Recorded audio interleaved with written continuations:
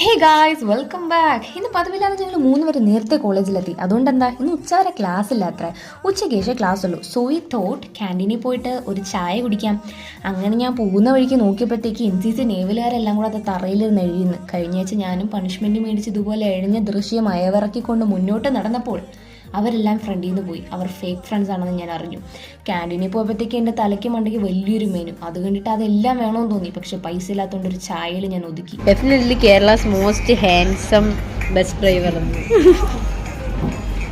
എടി കുട്ടിക്കുറുമ്പരുന്നൊരു വീടിടുന്ന അണ്ണന്മാരെ കുറ്റവും പറഞ്ഞ് ചായയുടെ പൈസയും കൊടുത്തൊരു ഡയറി മിൽക്ക് മേടിച്ച് വിശ്രമവേള ആനന്ദകരമാക്കാൻ ഞങ്ങളൊരു റീലും എടുത്തു. ഒന്നുകൂടെ